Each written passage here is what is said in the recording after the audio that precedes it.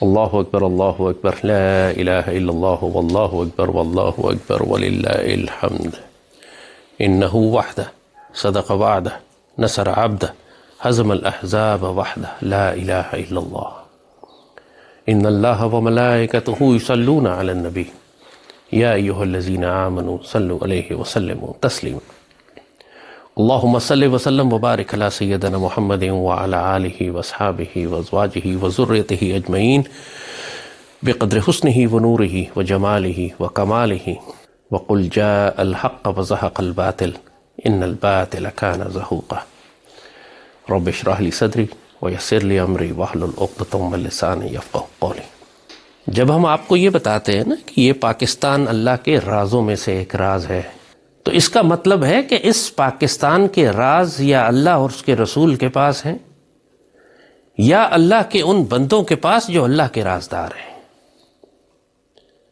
ہر شیطان کو، ہر ابلیس کو، ہر منافق کو، ہر کافر کو، ہر اللہ اس کے رسول کے دشمن کو اس پاکستان کے راز نہیں بتائے جاتے۔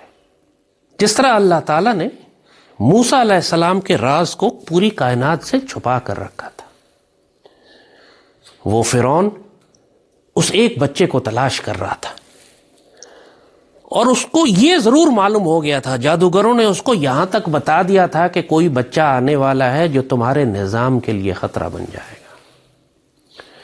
اس سے آگے کوئی خبر نہیں دی گئی تھی، ایک عمومی اشارہ کر دیا گیا تھا کہ بنی اسرائیل میں پیدا ہوگا۔ بنی اسرائیل تو اس کے غلام تھے، تو اس نے اس ایک بچے کی تلاش میں حکم جاری کر دیا کہ جو بچہ بنی اسرائیل میں پیدا ہو اسے قتل کر دیا جائے، مگر وہ بچہ کس گھر میں پیدا ہوگا، کب پیدا ہوگا، کون اس کی پرورش کرے گا، کس طرح وہ بڑا ہوگا، کس طرح وہ اللہ تعالیٰ کا حکم نافذ کرے گا، کس طرح فرعون کو چیلنج کرے گا، یہ کوئی بات کسی شیطان کو کبھی نہیں بتائی گئی۔ قرآن گواہی دے رہا ہے نا اس پورے واقعے کی۔ اس نے لاکھوں بچے قتل کروا دیے اس ایک بچے کو شہید کرنے کے لیے، مگر اللہ کی قدرت یہ تھی کہ اللہ نے اس بچے کو دریا میں بھیج دیا، وہ دریا میں بہتا بہتا خود فرعون کے محل میں پہنچ گیا، خود فرعون کی بیوی نے اس کو اٹھا لیا اور خود فرعون نے اس کی پرورش کی۔ ایسے اللہ نے حفاظت کی اس بچے کی جس کو اس نے بچا کر رکھنا تھا۔ کیا کائنات میں کوئی جوتشی، کوئی جادوگر، کوئی ایسٹرالوجر، کوئی پامسٹ، کوئی اور ستاروں کو دیکھ کر مستقبل کا حال بتانے والا اس بات کا پتہ چلا سکا کہ آنے والا موسیٰ جو ہے وہ فرعون کے محل میں پرورش پا رہا ہے؟ نہیں، کیونکہ اس وقت موسیٰ علیہ السلام اللہ کے رازوں میں سے ایک راز تھے، اللہ نے ان کو چھپا کر رکھا ہوا تھا، ان کی حفاظت کی جا رہی تھی، ان کی تربیت کی جا رہی تھی۔ آخری وقت تک خود موسیٰ کو بھی نہیں معلوم تھا کہ وہ نبی ہیں، وہ بچے جس کی خاطر لاکھوں بچے بنی اسرائیل کے مروائے گئے، جس کی خاطر پوری دنیا میں تباہی مچائی گئی۔ اس بچے کو بھی نہیں معلوم تھا کہ وہ جس بچے کا اللہ نے وعدہ کیا ہے یہ وہ بچہ ہے، خود بچے کو نہیں معلوم تھا۔ موسیٰ علیہ السلام جوانی تک نہیں جانتے تھے یہ بات، اور جب ایک وقت، اور وہ بادشاہ کے دربار میں بڑے ہوئے تھے، بادشاہ کا مطلب ہے فرعون کے دربار میں بڑے ہوئے تھے، ان کو مسلمان کی حیثیت سے بڑا نہیں کیا گیا تھا۔ اس وقت تو وہ نبی نہیں بنے تھے، اس وقت تو نوجوان تھے، تربیت کی جا رہی تھی۔ کوئی دیکھ کے کہتا اس وقت، یہ دیکھو فرعون کے دربار کا نوجوان ہے، فرعون کے ساتھ گھومتا پھرتا ہے، واہ کیا یہ اللہ کا نبی بنے گا؟ جو مذاق اڑانے والے ہیں وہ اس طرح مذاق اڑاتے۔ اگر اللہ یہ راز کھول دیتا کہ موسیٰ علیہ السلام نے آگے جا کر نبی بننا ہے، تو اس وقت کے مذاق اڑانے والے کیسے مذاق اڑاتے؟ یہی کہتے نا، یہ دیکھیں کفر کے نظام میں رہتے ہیں، فرعون کے ساتھ رہتے ہیں، یہ تو مسلمان ہی نہیں ہیں، ان میں تو ایمان ہی نہیں ہے، یہ کیسے ممکن ہے کہ اللہ ان کو اپنا نبی بنا لے؟ یہی اعتراض کرتے ہیں نا۔ اسی لیے ان کمینوں اور ذلیلوں کے اعتراضات سے بچنے کے لیے اللہ تعالیٰ اپنے رازوں کو چھپا کر رکھتا ہے جب تک ڈیوٹی کا ٹائم نہ آ جائے۔ جب ڈیوٹی کا ٹائم نزدیک آنے لگا تو اس سے پہلے تربیت ہوتی ہے، تو تربیت کے لیے پھر اللہ نے وہ سارا کھیل بنایا کہ موسیٰ علیہ السلام کے ہاتھوں وہ ایک مصری قتل ہو گیا، ان پر مرڈر ایف آئی آر ہو گئی، قتل کی ایف آئی آر ہوئی نا، قرآن نے پورا واقعہ لکھا ہوا ہے۔ تو جب موسیٰ علیہ السلام کو لوگوں نے بتایا کہ آپ کے خلاف تو مرڈر ایف آئی آر ہو چکی ہے اور لوگ آپ کو قتل کرنے کے لیے آپ کو تلاش کر رہے ہیں، تو موسیٰ علیہ السلام وہاں سے نکل کر چلے گئے، جس کو آج کی زبان میں کہیں اشتہاری ہو گئے. پوری فرعون کی حکومت اور بادشاہ ان کو ڈھونڈتے پھر رہے تھے، اور موسیٰ علیہ السلام نکل کر سینا میں حضرت شعیب علیہ السلام کے پاس چلے گئے. وہ واقعہ قرآن میں لکھا ہوا ہے کہ وہ اکیلے جا رہے تھے تو ایک کنویں کے پاس ان کو کچھ بچیاں نظر آئیں جو پانی نکالنا چاہ رہی تھیں لیکن پانی نہیں نکال سکتی تھیں. انہوں نے ان کے لیے پانی نکال دیا. پھر وہ بچیاں شعیب علیہ السلام کی بیٹیاں تھیں، انہوں نے جا کے اپنے والد کو بتایا. شعیب علیہ السلام موسیٰ علیہ السلام کو اپنے ساتھ لے گئے اور پھر 10 سال ان کی تربیت فرمائی. اپنی بیٹی سے نکاح بھی کیا. نکاح کرنے کا مقصد یہی تھا کہ اپنے پاس روک لیں. تو 10 سال ان کی تربیت فرمائی. موسیٰ سے موسیٰ علیہ السلام بنانے کی بالکل تیاری ہو گئی. ابھی موسیٰ علیہ السلام بنے نہیں ہیں، ابھی بھی نبوت نازل نہیں ہوئی آپ پر. موسیٰ علیہ السلام کو خود نہیں معلوم ہے کہ یہ نبی ہوں گے، ابھی تک نہیں معلوم ہے، ابھی صرف تربیت ہوئی ہے. پھر اپنے خاندان کو لے کے نکلتے ہیں، اور وہ اللہ تعالیٰ پھر وہ واقعہ بیان کرتا ہے کہ جب پہاڑ سے ان کو روشنی نظر آتی ہے اور وہ کہتے ہیں کہ میں روشنی لے کر آتا ہوں، تم لوگ ٹھہرو. وہاں پر اللہ ان سے کلام کرتا ہے. پہلی وحی وہاں نازل ہوتی ہے. وہاں سوال کیا جاتا ہے موسیٰ یہ آپ کے ہاتھ میں کیا ہے؟ وہ کہتے ہیں یہ چھڑی ہے میرے ہاتھ میں. ان کو اپنی چھڑی کی طاقت بتائی جاتی ہے. اللہ ان سے کہتا ہے میں آپ کا رب ہوں. وہ موسیٰ علیہ السلام اللہ سے اصرار پہ جب گفتگو شروع ہوتی ہے اصرار کرتے ہیں کہ مالک میں آپ کو دیکھنا چاہتا ہوں. اللہ کہتا ہے لن ترانی، آپ مجھے نہیں دیکھ سکتے. وہ ضد کرتے ہیں، پھر اللہ اپنا جلوہ دکھاتا ہے روشنی کا. فخر موسیٰ صاعقہ، قرآن میں وہ لفظ پورا واقعہ اللہ نے پوری تفصیل سے بیان کیا ہے. یہ موقع تھا کہ جب موسیٰ علیہ السلام کو اتھارٹی اور اجازت اللہ کی طرف سے مل گئی کہ اب دنیا کو جا کر بتاؤ کہ مجھے ڈیوٹی دے دی گئی ہے. اس سے پہلے اللہ نے اپنے رازوں کو دنیا سے چھپا کر رکھا ہوا تھا. جب سیدی رسول اللہ صلی اللہ علیہ وآلہ وسلم تشریف لائے تو اس وقت پوری دنیا میں بڑے بڑے واقعات ہو گئے. جو فارس کے آتش کدے تھے جہاں پہ آگ جلا کر پوجا کرتے تھے وہ بجھ گئے. بڑی بڑی عمارتوں میں کریک آ گیا. رومن اور پرشین امپائر کے اندر بڑے بڑے زلزلے آ. ایک دنیا نے نشانیاں دیکھیں کہ جیسے کوئی بہت بڑا واقعہ ہو گیا ہے، لیکن کسی کو معلوم نہیں تھا کیا ہوا ہے. سیدی رسول اللہ چھوٹے سے بچے تھے، بالکل جب آپ بہت ہی معصوم چھوٹے سے بچے تھے تو آس پاس آپ کے قبیلے کے لوگوں نے بڑی بڑی نشانیاں دیکھنی شروع کر دی. وہ صدر والا واقعہ بھی کہ ملائکہ تشریف لائے اور آپ کا سینہ مبارک چیرا اور اس کو صاف کر کے پاک کر کے واپس اندر لگا دیا. بی بی حلیمہ سعدیہ کی جو بیٹی تھی وہ بھاگی گئیں اپنی ماں کے پاس کہ بھائی کو کسی نے قتل کر دیا. آ کے دیکھا تو بھائی ٹھیک تھے. سیدی رسول اللہ چھوٹے سے بچے تھے، ٹھیک تھے. ملائکہ نے آ کر آپ کے سینے مبارک کو صاف کیا تھا، دل کو واپس صاف کر کے. تو یہ اور پھر آپ کی آس پاس برکتیں جو تھیں گھروں میں آنی شروع ہو گئیں. بی بی حلیمہ فرماتی ہیں کہ میری بکری نے دودھ زیادہ دینا شروع کر دیا، میرے اوپر لگتا تھا جیسے فرشتے میری حفاظت. بڑے واقعات ہیں اس طرح کے. تو لوگوں کو کچھ یہ پتا تھا، جو قریب والے رازدار تھے، کہ یہ بچہ کوئی خاص ہے.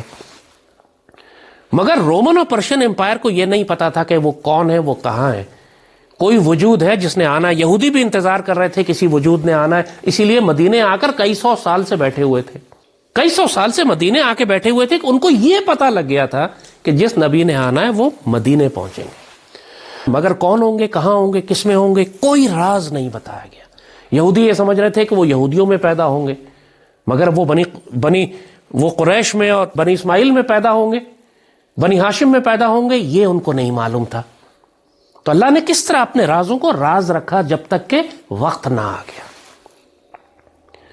جب سیدی رسول اللہ کو چھوٹے سے بچے تھے 6-7 سال کے، تو حضرت ابو طالب آپ کے چچا آپ کو شام کے ایک سفر پر اپنے ساتھ لے گئے. شام لے گئے. شام رومن امپائر کے پاس تھا، عیسائی تھے وہاں پہ. تو جب حضور اپنے چچا کے ساتھ مختلف راستوں سے سفر کرتے ہوئے جا رہے تھے تو راستے میں ایک سرائے آتی تھی، ایک ہوٹل آتا تھا. وہاں پر ایک عیسائی راہب رہا کرتا تھا، عیسائی پادری، پرانا بڑا آدمی تھا، سمجھدار آدمی تھا، دیندار آدمی تھا. جب سیدی رسول اللہ وہاں سے گزرے، ان کے پاس ٹھہرے جا کے، تو اس نے حضرت ابو طالب سے فرمایا، اس نے پہچان لیا فوراً.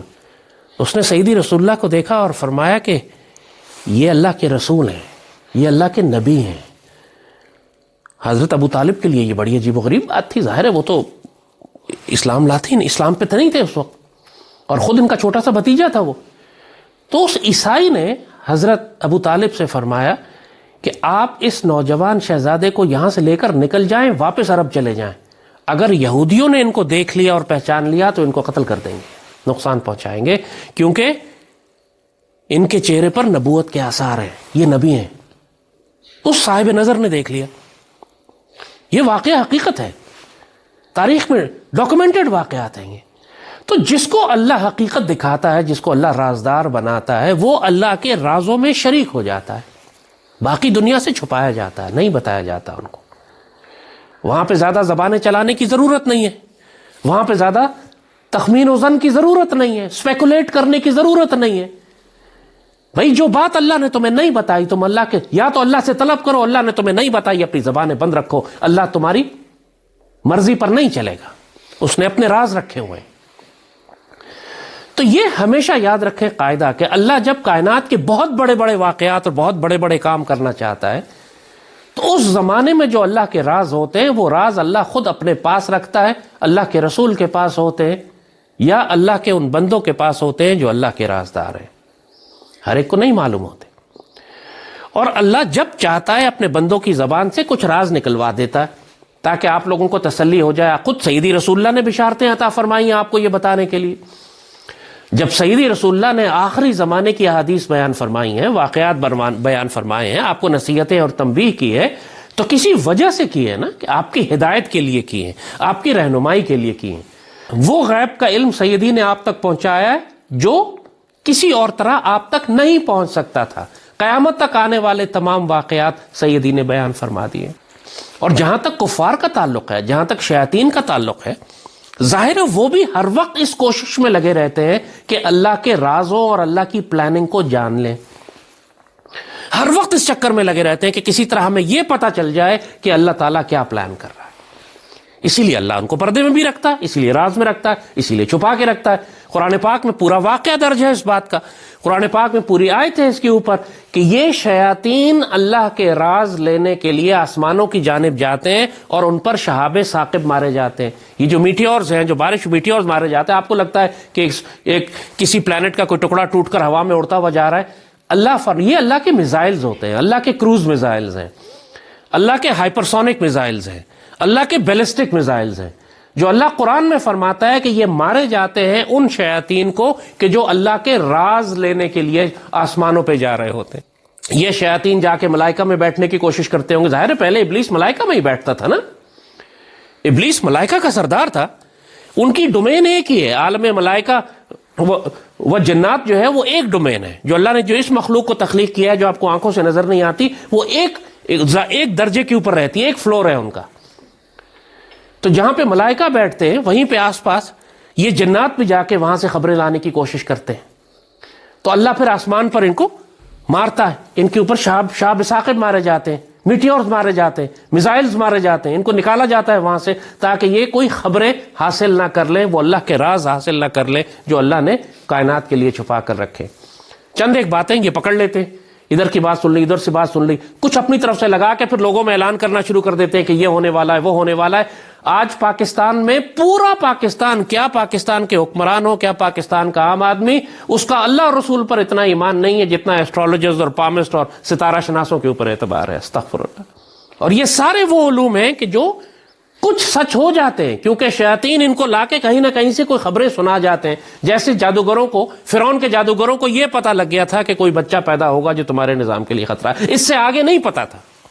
تو ان لوگوں کو یہ جو آج سارا پاکستان آپ دیکھیے لاکھوں کی تعداد میں ان کے ویوز ہوتے ہیں، جیسے اللہ رسول پہ نہ ایمان ہے، نہ اللہ پہ توکل ہے، نہ اللہ پہ بھروسہ ہے، نہ اپنے دست بازو پہ اعتبار ہے، بس سارا وقت کائنات کے ستاروں کو پڑھتے دیکھتے رہتے ہیں کہ جوپیٹر اس میں داخل ہو گیا تو مرکری اس میں داخل ہو گیا۔ تو استغفر اللہ العظیم، یہ امت کا کیا حال ہو گیا ہے۔ یعنی جیسے جوپیٹر کا اور مشتری کا صرف یہ کام رہ گیا ہے کہ پاکستان میں گھروں میں طلاقیں کرواتا پھرے یا حکومت کے تختے الٹتا پھرے، اور کوئی کام جو ہے وہ ان پلانٹس کا، ان ستاروں کا نہیں ہے۔ اقبال بابا نے اس پہ بڑا خوبصورت شعر کہا تھا، فرمایا تھا کہ یہ ستارے کب میری قسمت کا حال بتا سکتے ہیں، یہ ستارے کب میری تقدیر کنٹرول کر سکتے ہیں، یہ تو خود کائنات میں ذلیل اور خوار ہو رہے ہیں۔ کیا خوبصورت بات ہے، ماشاءاللہ۔ یہ تو خود کائنات میں ذلیل اور خوار ہو رہے ہیں، یہ میری تقدیر کا فیصلہ کیسے کر سکتے ہیں۔ ان ستارہ شناسوں پر، ان جادوگروں پر، ان ایسٹرولوجرز پر اعتبار کرنے کا نقصان یہ ہوا کہ انسان کا اللہ پر سے توکل ختم ہو گیا، اس کا وہ بھروسہ کہ میں اپنے رب سے، جو سیدی نے فرمایا کہ تقدیر کو کوئی چیز نہیں بدل سکتی سوائے دعا کے۔ تو یہ جو کانفیڈنس تھا مرد مومن کا یہ جو ایک مجاہد کا اعتماد تھا اپنے رب کے اوپر اور ایک تعلق تھا کہ کائنات کیسی بھی ہو، پوری دنیا میرے خلاف کیوں نہ ہو جائے، میرا رب میرے ساتھ ہے اور میں اپنے رب سے وہ تعلق رکھتا ہوں کہ خدا بندے سے خود پوچھے بتا تیری رضا کیا ہے، کیا چاہتے ہو۔ یہ اعتبار ختم کر دیا اس امت کا ان ظالموں نے کہ اللہ تعالیٰ سے یہ تعلق اور محبت اور یہ مان کہ میرا رب میری بات کا انکار نہیں کرے گا۔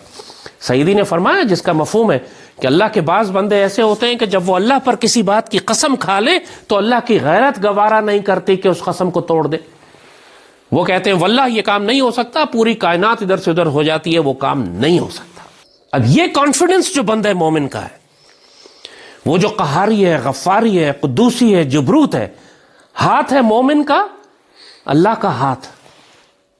وہ جو سیدی رسول اللہ نے جب دست مبارک سے اپنے کنکریاں اور مٹی پھینکی کافروں کی طرف تو اللہ تعالیٰ نے قرآن میں فرمایا وما رمیت اذا رمیت ولکن اللہ رما، وہ آپ نے نہیں مارا، وہ آپ کا ہاتھ، دیکھنے میں تو آپ کا ہاتھ تھا جو دشمن پر میزائل پھینک رہا تھا، دشمن پر پتھر پھینک رہا تھا، اصل میں وہ اللہ کا ہاتھ تھا۔ اللہ اونرشپ لے لیتا ہے اپنے محبوب بندے کی۔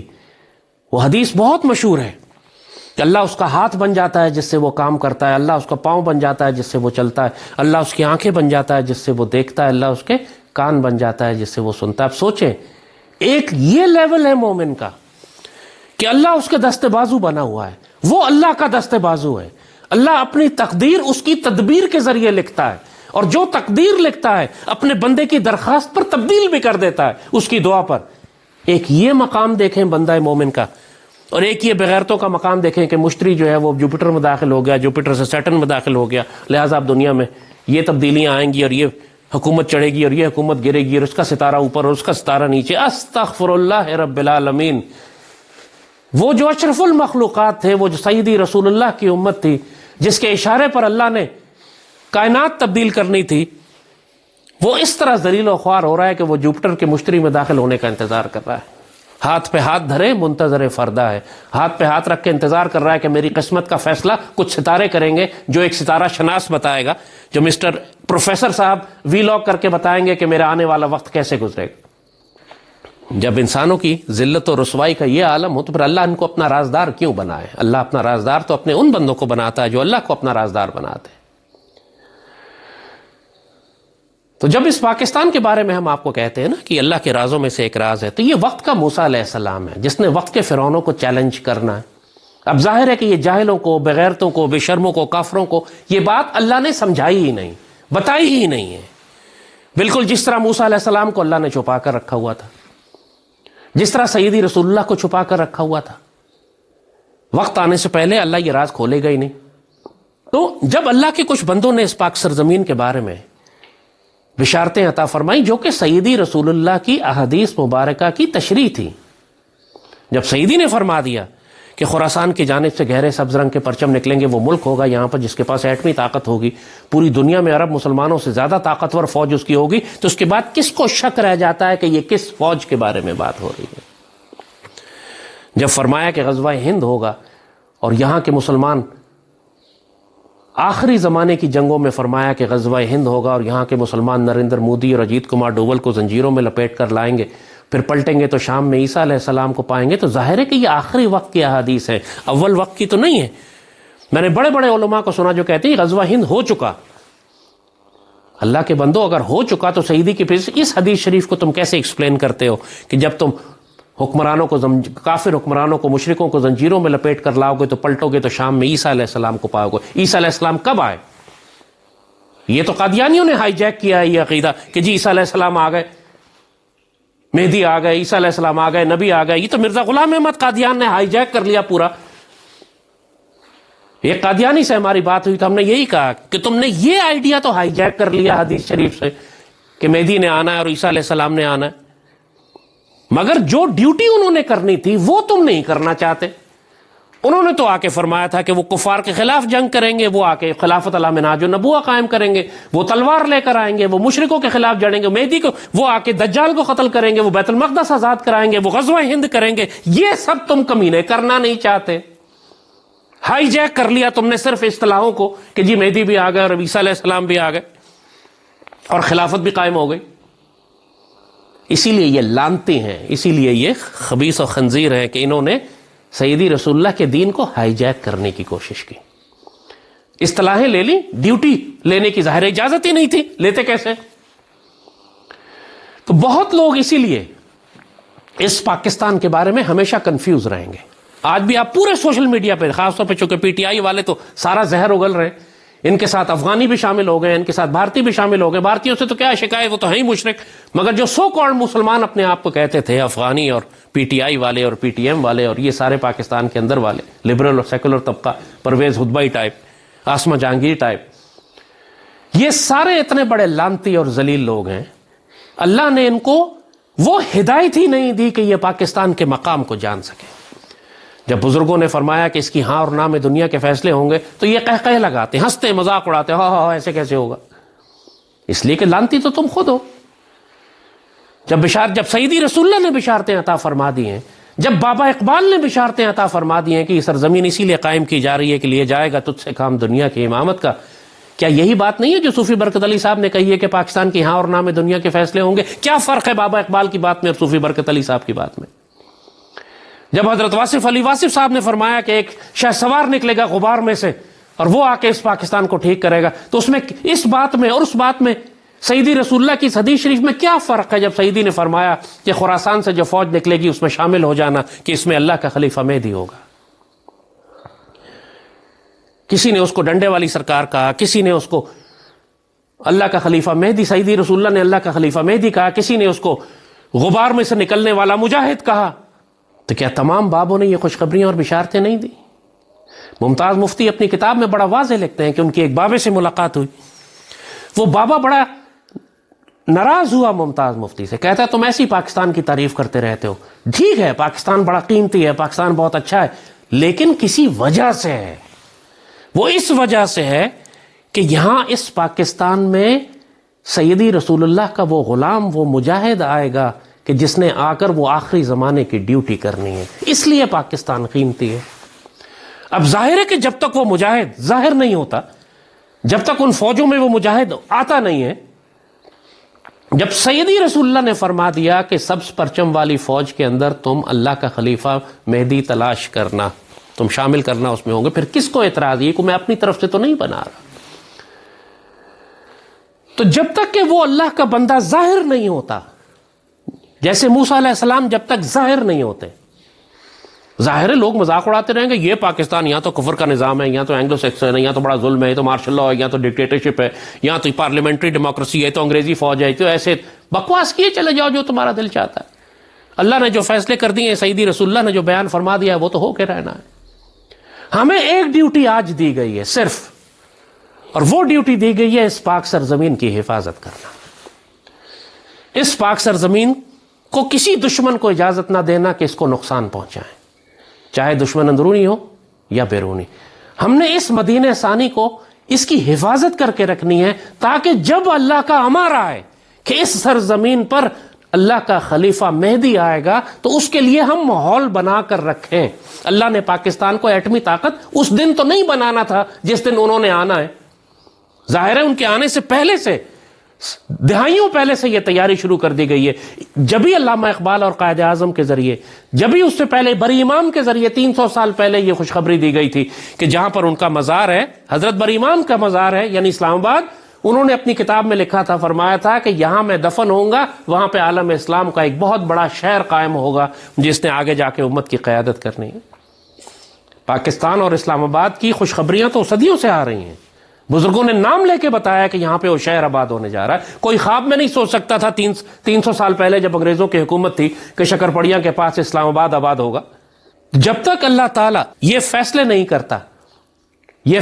کرتا کہ اس کا وہ بندہ سیدی رسول اللہ کا بیٹا, سیدی رسول اللہ کا غلام, سپاہی اور مجاہد, جب تک وہ ظاہر نہ ہو, اس وقت تک اس پاکستان کی حفاظت کرنا ہم پر فرض ہے. اور ہمارے لیے سعادت ہوگی کہ اگر اللہ ہماری اس خدمت کو قبول کر کے ہم کو ان کی فوجوں میں ایک سپاہی کی جگہ دے دے. اس لیے ہم پاک فوج کی حفاظت کرتے ہیں, اس لیے ہم پاکستان کی حفاظت کرتے ہیں. یہ جو ظاہری انتشار تمہیں نظر آ رہا ہے یہ حقیقت نہیں ہے.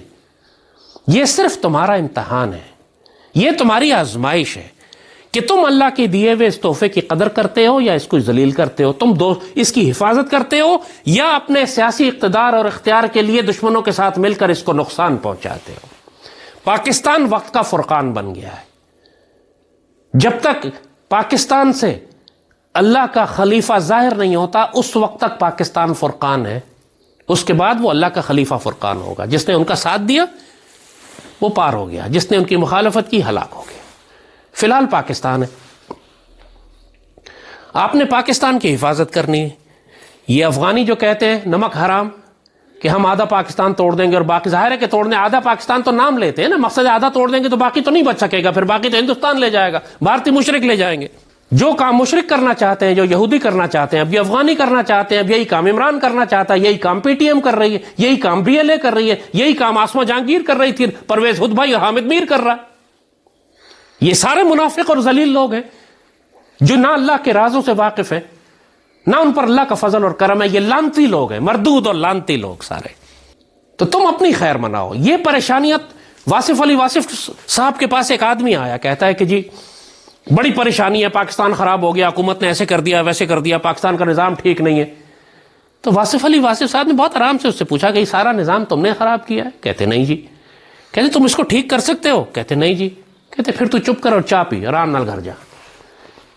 جب اللہ نے تمہیں اختیار ہی نہیں دیا کسی کام کو کرنے کا، اللہ نے تمہیں اتھارٹی نہیں دی، اللہ نے تمہیں پوزیشن نہیں دی، تو پاگل کیوں ہوئے چلے جا رہے ہو؟ تم اپنے حصے کی ڈیوٹی کرو نا، جو تمہارا کام ہے۔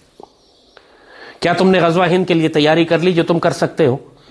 کیا تم نے یتیموں بیواؤں مسکینوں کی کفالت اور مدد کی جو تم کر سکتے ہو؟ کیا تم نے فلسطین کے مسلمانوں کی مدد کی جو تم کر سکتے ہو؟ حکومت پر کس لیے ماتم کر رہے ہو؟ ساری زندگی تم نے ان ظالموں ذلیلوں کے پیچھے گزار دی، کبھی اس کے جلسے میں کبھی اس کے جلسے میں۔ آخرت میں تمہارے نزدیک تمہارے پاس صرف خسارے اور نقصان اور جہنم کی آگ کے کچھ بھی نہیں آنے والا۔ تم سیدی رسول اللہ کی ڈیوٹی کیوں نہیں کرتے؟ تمہیں ایک ڈیوٹی دی گئی ہے، اس پاک سرزمین کی حفاظت کرو اور سیدی رسول اللہ کی امت کی کفالت کرو۔ مسلمان کو تمہاری وجہ سے تکلیف نہ ہو، اور جہاں مسلمان تکلیف میں ہے وہاں تم ان کی مدد کرنے کے لیے پہنچو۔ بس تمہاری یہ ڈیوٹی ہے، اپنے حصے کا کام کرو، جو اختیار تمہیں دیا گیا۔ پوری دنیا کی خاطر باولے ہو کے اچھل کود کر رہے ہو، لیکن اپنا تمہیں نہیں پتا کہ تم نے کل جہنم میں جانا ہے کہ جنت میں جانا ہے۔ تمہارا کوئی واسطہ تعلق نہیں ہے سیدی رسول اللہ سے، نہ پاکستان کی حفاظت سے، نہ پاکستان کی خدمت سے۔ نہ تم نے غزوہ ہند کی نیت کی ہے، نہ فلسطین کے مسلمانوں کی مدد کرتے ہو، اور جناب جلسوں پہ جلسے، تقریروں پہ تقریریں، ویلاگ پہ ویلاگ۔ امت رسول کا حال دیکھو کیا ہوا ہے، پوری پاکستانی قوم ڈکی بھائی کے پیچھے پاگل ہو رہی ہے۔ اس سے زیادہ ضلالت اور کیا ہو سکتی ہے اس قوم کی؟ یہ پرائرٹیز ہے اس قوم کی۔ فلسطین کے 15 لاکھ مسلمان غرق ہو گئے، تباہ و برباد ہو گئے بیچارے، بارش میں، پانی میں، طوفان سے، جو بموں سے اور ایٹم بموں سے بچ گئے تھے، وہ اب اس کے باوجود وہ صابر اور شاکر اور اللہ کا شکر ادا کر رہے ہیں۔ اللہ نے ان کو پاکستانیوں کے لیے ایک فرقان بنا دیا ہے کہ آج اگر تم مسلمان ہو تو تم نے اہل فلسطین کی کفالت کرنی ہے۔ کتنے پاکستانیوں نے کفالت کی ان کی؟ پاکستان کی ریاست نے بھی منہ موڑ لیا۔ ریاست اور اس کے حکمران، ان سے تو اللہ حساب لے گا، لیکن پاکستانی قوم کو کیا ہو گیا؟ مسلمانوں کو کیا ہو گیا؟ کیا تمہاری ذمہ داری نہیں ہے؟ اگر حکومت نماز نہیں پڑھتی، تم نماز نہیں پڑھو گے کیا؟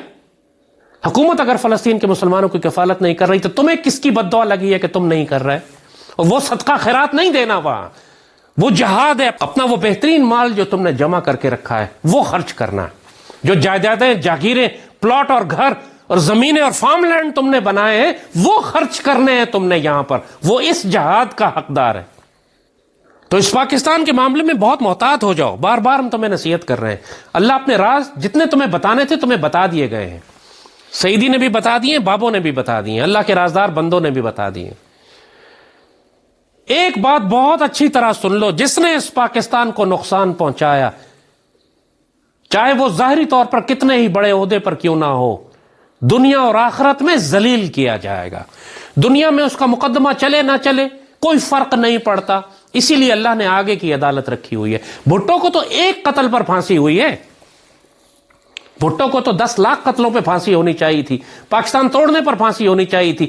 دنیا کی کون سی عدالت ہے جو بھٹو کو سزا دے سکتی ان جرائم کی جو اس نے کیے ہیں؟ اسی لیے دنیا میں ان کا حساب نہیں ہوتا، دنیا میں چھوٹا موٹا حساب ہوتا ہے، ان کو بیماری، عذاب، ایک جہنم کی آگ جو ان کے دلوں کو جلاتی رہتی ہے، اذیت اور ذلت اور رسوائی، یہ ان کے اوپر دنیا میں مسلط ہو جاتا ہے. اصل حساب ان کا آخرت میں ہی ہوگا. تم اپنا کام کرو. حکمران جو کام کر رہے ہیں، جہاں وہ غلط کام کر رہے ہیں، جس کو اللہ نے اذان دینے کی اجازت دی ہے وہ ان کو اذان دے کے روکے گا. جس کے ہاتھ میں ظاہری طاقت ہے وہ ظاہری طاقت سے روکے گا. تم زمین پر فساد برپا نہ کرو. نہ تمہیں حکومت میں ہو، نہ تمہارے پاس اختیار ہے، نہ تمہارے پاس اقتدار ہے، نہ تمہیں بولنے کی اجازت ہے.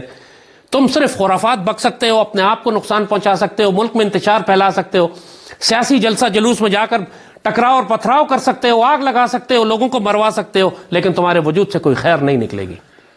آج تک مجھے پتا ہو پاکستان میں جتنے سیاسی جلسے ہوئے ہیں یا جلوس نکالے گئے ہیں یا دھرنے دیے گئے، کسی ایک سے کوئی خیر نکلی ہے آج تک؟ تو پھر یہ ذلیل کام کیوں کرتے ہو؟ تم اس پاک سرزمین کو کیوں نقصان پہنچاتے ہو؟ کیوں راستے اور سڑکیں بند کرتے ہو؟ کیوں ملک کو آگ لگاتے ہو؟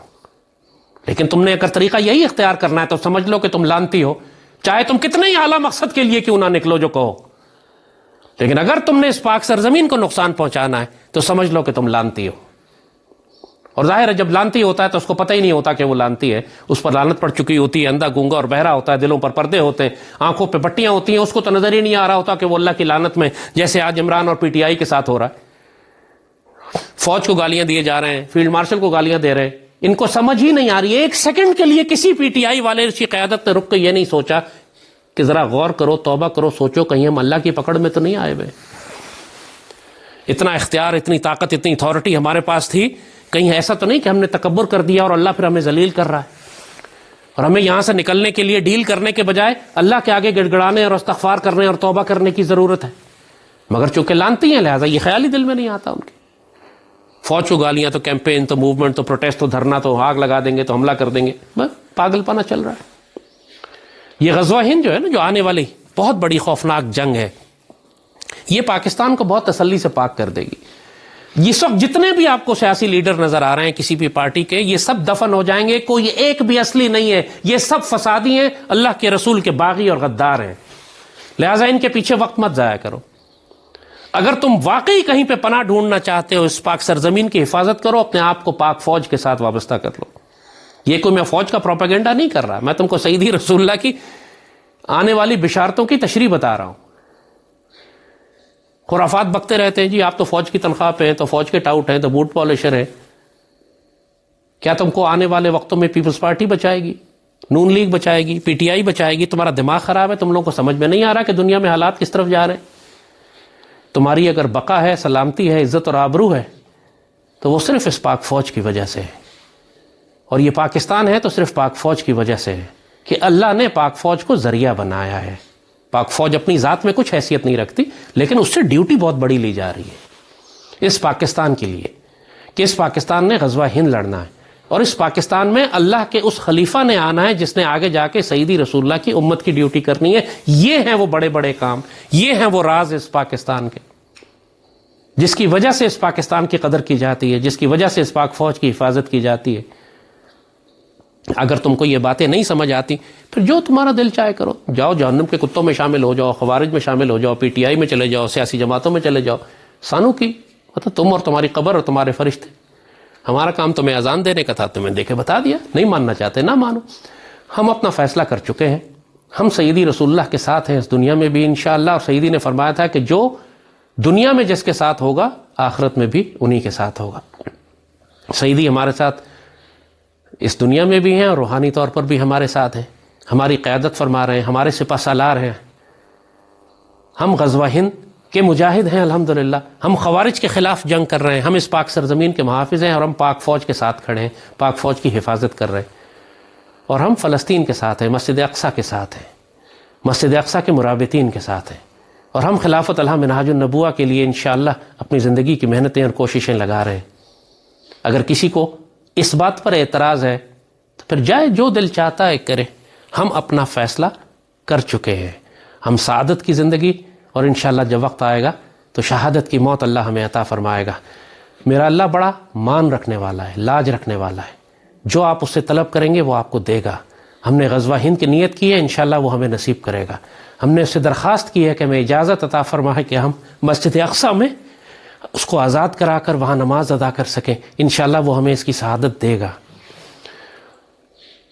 اللہ تعالیٰ لاج رکھنے والا اور مان رکھنے والا ہے۔ تم طلب تو کرو نا یار، تم تو اللہ سے طلب ہی نہیں کر رہے، پھر توقع کرتے ہو کہ وہ ساری خیر اور فضل اور کرم تمہیں نصیب ہوگا جس کا سیدی رسول اللہ نے وعدہ فرمایا۔ ایسا نہیں ہوگا، طلب کرو۔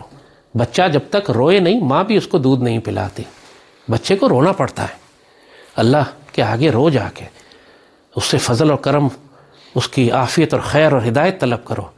غزوہ ہند کی نیت کرو، پاک فوج کا ساتھ دو، پاکستان کی حفاظت کرو، خوارج کے خلاف جنگ کرو اور فلسطین کے مسلمانوں کی مدد کرو۔ یہ فرض ہے تمہارے اوپر جو تم کر سکتے ہو۔